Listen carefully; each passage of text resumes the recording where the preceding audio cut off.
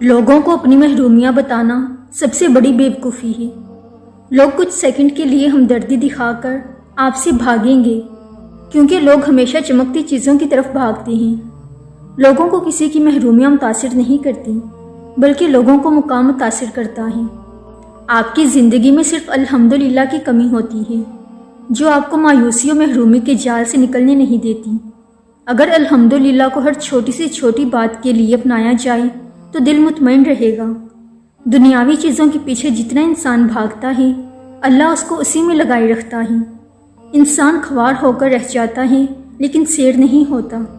اور اگر انسان بے پرواہ ہو جائے تو اللہ اس کو دنیاوی چیزوں سے بے پرواہ کر دیتا ہے۔ تب دنیاوی چیزیں خود آ جاتی ہیں۔ جتنے چاہے انسان منصوبے بنا لے، لیکن جب ہم اللہ کے اختیار پہ نہیں چھوڑتے، تبھی اللہ انسان کو اپنا پلان دکھاتے ہیں کہ وہی قادر ہے۔ انسان کی بد عملی اس کی تکلیف کا سبب ہے، اور بد عملی کا وہ خود ذمہ دار ہے، مقدر اس کا ذمہ دار نہیں۔ گناہ کو پھیلانے کا ذریعہ بھی مت بنو، کیونکہ ہو سکتا ہے آپ تو توبہ کر لو، پر جس کو آپ نے گناہ پر لگایا ہے وہ آپ کی آخرت کی تباہی کا سبب بن جائے۔ عبادت کا وہ تصور انتہائی محدود ہے، جس میں نیکی صرف مسجد تک محدود ہو جائے۔ دیانت دار انسان کے لیے تو دفتر اور گھر بھی عبادت گاہ ہیں۔ رومی کہتے ہیں، جب زندگی میں تنہا ہو جاؤ تو جان لو کہ تمہارا رب تمہارے ساتھ وقت گزارنا چاہتا ہے، اور اسی لیے اس نے سب کو تم سے دور کر دیا۔ جس کنویں سے لوگ پانی پیتے رہیں وہ کبھی نہیں سوکھتا۔ لوگ پانی پینا چھوڑ دیں تو کنواں سوکھ جاتا ہے۔ یہ قدرت کا قانون ہے، یہ بڑے راز کی بات ہے۔ اگر بہت سارے منافق مل کر تمہاری جڑیں کاٹ بھی دیں، لیکن کوئی ایک مخلص دوست آپ کو سہارا دیے ہوئے ہو، تو یقین مانیں آپ کبھی نہیں گر سکتے۔ اللہ کے ساتھ کیے گئے کسی معاملے میں خسارہ نہیں، پھر وہ صدقہ ہو یا خیرات، تجارت ہو یا محبت، راز و نیاز ہو یا دعا۔ لیکن انسان کو یہ بات جلدی کہاں سمجھ آتی ہے۔ انسان جب اپنے حصے سے بانٹ دیتا ہے تو رب اس میں برکت ڈال دیتا ہے، خواہ وہ رزق ہو، عزت و طاقت، وقت یا محبت، اس میں کمی نہیں آتی۔ نماز بہرحال ہر صورت میں فرض ہے، لیکن اگر اس فرض کو محض ایک رسم کے طور پر زندگی میں شامل کر لیا جائے تو مقام غور ہے کہ کیا اللہ ہم سے صرف یہی چاہتا ہے؟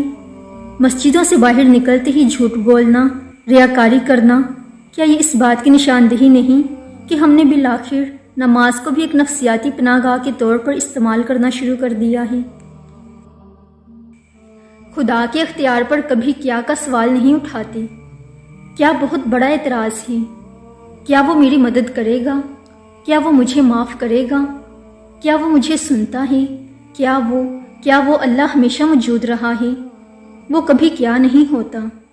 اس الفاظ کو اپنے دل سے نکال دو۔ خدا کی صفات پر کبھی کیا نہیں لگ سکتا۔ وہ تو کن کہتا ہے اور فیا کن ہو جاتا ہے۔ کیا تو پیدا ہی نہیں کیا گیا۔ کیا یعنی شک کو شیطان نے بنایا اور انسان کے ہاتھ میں پکڑا دیا۔ انسان عمر بھر اپنے آپ سے ہی سب سے زیادہ باتیں کرتا ہے اور اپنے آپ کو ہی سب سے زیادہ جھیلتا ہے۔ شاید کسی اور میں اسے اس قدر جھیلنے کی طاقت نہیں ہوتی۔ انسان خود ہی اپنا سب سے بڑا دوست اور سب سے بڑا دشمن ہوتا ہے۔ باقی اس کی اپنی ذات سے باہر ہونے والی سبھی دوستیاں اور سبھی دشمنیاں عارضی اور ناپائیدار ہوتی ہیں۔ صداقت، امانت اور وفا کا بدلہ ہمیشہ ملتا ہے۔ تم دیکھنا، کسی کی بے غرض خدمت سے اللہ تمہیں وہ بخت لگائے گا کہ ساری دنیا دیکھے گی۔ سچا انسان خوشی اور غمی دونوں حالتوں میں سچ بولتا ہے، ورنہ عبادت تو منافق بھی کرتے ہیں اور اللہ کو مشرک بھی مانتے ہیں، لیکن ایمان صرف سچ بولنے سے آتا ہے۔ روٹی کا خشک ٹکڑا یا الرزاق کو لکھ کر جیب میں رکھا کرو، بہت جلد دولت مند ہو جاؤ گے۔ زندگی سے ضد کرنا چھوڑ دو، کچھ صلے اس جہاں کے لیے نہیں ہوتے۔ سبھی خواہشیں اس جہاں میں پوری ہونے لگیں تو پھر اگلے جہاں کے لیے کیا باقی رہ جائے گا؟ زندگی کا سب سے اداس لمحہ کسی ایسے شخص کو اللہ حافظ کہنا ہے جس کے ساتھ آپ زندگی گزارنا چاہتے ہیں۔